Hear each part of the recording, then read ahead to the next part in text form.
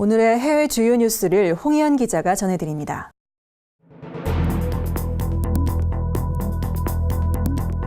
굿TV 월드와이드입니다.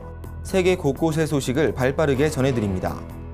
독일 난민보호소에 거주하는 크리스천 난민 743명이 무슬림 난민들에 의해 폭행을 당했다는 보고서가 발표됐습니다. 기독교 박해감시단체 오픈도어 선교회는 보고서에서 내전 등으로 인해 고국을 등진 난민들이 보호소에서 또 다른 고통에 시달리고 있다며 독일 정부가 난민 보호를 위한 대책을 수립해야 한다고 말했습니다.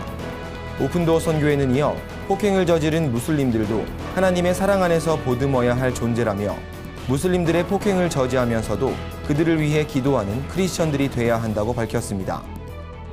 미국 교회가 내달 8일로 예정된 미국 대통령 선거 일에 대규모 성찬식을 거행하겠다고 밝혔습니다. 이번 성찬식은 교파를 구분하지 않고 900여 교회가 함께 진행할 계획입니다.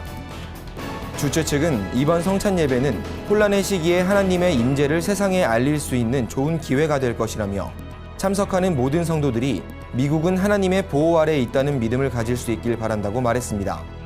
한편 대통령 선거일 성찬식은 지난 2012년 대선부터 시작됐으며 올해 성찬식의 경우 미국 교회 성도들의 요청으로 진행됐습니다. 중국 산시성 위린시에 위치한 병원 옆 건물에서 강력한 폭발 사고가 발생했습니다. 폭발 충격으로 해당 건물은 완전히 무너졌고 지름 4m에 이르는 거대한 구멍도 생겼습니다. 주민들은 폭발음이 수십 킬로미터 떨어진 곳에서 들릴 정도로 강력했다고 전했습니다. 폭발 규모로 볼 때 건물 잔해에 사람이 매몰돼 있거나 사망자가 발생했을 가능성도 큰 상황입니다. 현재 부상자 6명이 병원으로 후송돼 치료를 받고 있지만 구체적인 인명피해 상황은 보고되지 않았습니다. 중국 공안은 이번 폭발이 건물 지하에 보관된 폭약과 관련이 있을 것으로 보고 폭발 경위를 조사하고 있습니다. 미국 크리스천 여성 지도자 700여 명이 공동 성명을 발표하고 공화당 트럼프 대선 후보의 여성 비하 발언을 규탄했습니다. 이들은 성명서에서 여성을 폄하하고 성추행을 용인하는 발언을 한 트럼프 후보에게 경악을 금치 못한다며 공식 사과를 요구했습니다.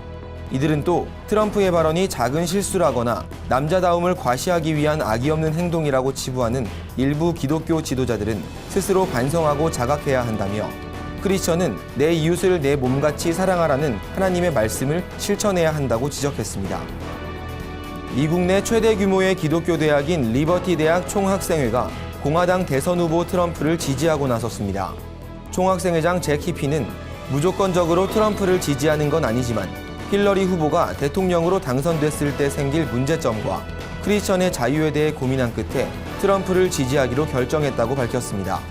이어 힐러리 후보는 역사상 가장 부패한 대통령 후보로 복음주의적 가치에 반하는 사람이라며 트럼프의 언행과 각종 스캔들에 동의하진 않지만 힐러리가 대통령에 당선되는 것보단 낫다고 평가했습니다.